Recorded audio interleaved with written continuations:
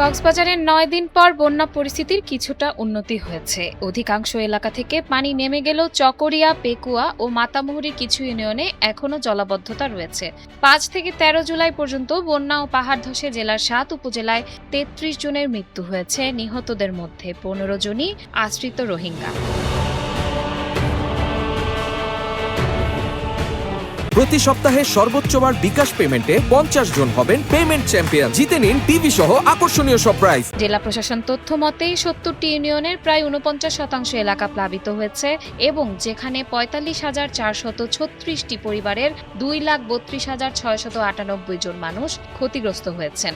এখনও প্রায় ১,৬০০ মানুষ বিভিন্ন আশ্রয় কেন্দ্রে অবস্থান করছেন।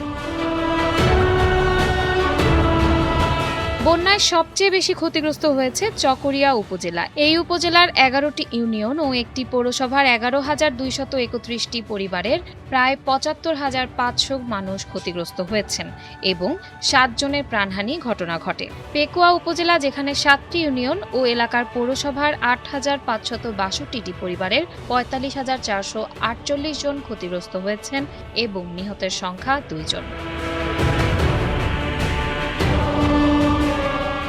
প্রতি সপ্তাহে সর্বোচ্চবার বিকাশ পেমেন্টে ৫০ জন হবেন পেমেন্ট চ্যাম্পিয়ন। জিতে নিন টিভি সহ আকর্ষণীয় সব প্রাইজ। নবগঠিত মাতামুহুরী উপজেলার ৭টি ইউনিয়নের ৭,৯৮১টি পরিবারের ৪০,২০০ জন ক্ষতিগ্রস্ত হয়েছেন এবং একজনের মৃত্যু হয়েছে। ক্ষতিগ্রস্ত এই ৩ উপজেলায় ২২০ মেট্রিক টন চাল বরাদ্দ দেওয়া হয়েছে। এছাড়া কক্সবাজার সদর, রামু, উখিয়া, ঈদগাঁও ও মহেশখালী উপজেলায় বন্যায় ব্যাপক ক্ষয়ক্ষতি হয়েছে। এসব উপজেলায় ৮ জন নিহত হয়েছেন। কক্সবাজার জেলা প্রশাসক আব্দুল মান্নান জানান, জেলার বিভিন্ন এলাকায় ত্রাণ বিতরণ কার্যক্রম চলমান রয়েছে এবং দুর্যোগ পরিস্থিতি পর্যবেক্ষণ জেলা উপজেলা পর্যায়ে নিয়ন্ত্রণ কক্ষ খোলা হয়েছে। প্রতিটি উপজেলায় ইউনিয়ন ভিত্তিক ট্যাগ কর্মকর্তা নিয়োগ দেওয়া হয়েছে।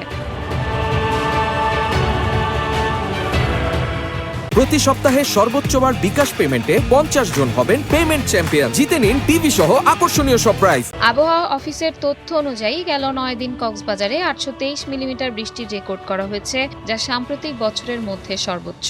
স্থানীয় বাসিন্দারা দ্রুত পুনর্বাসন, ক্ষতিগ্রস্ত অবকাঠামো সংস্কার এবং দীর্ঘমেয়াদী বন্যা প্রতিরোধে কার্যকর উদ্যোগ গ্রহণের দাবি জানিয়েছেন।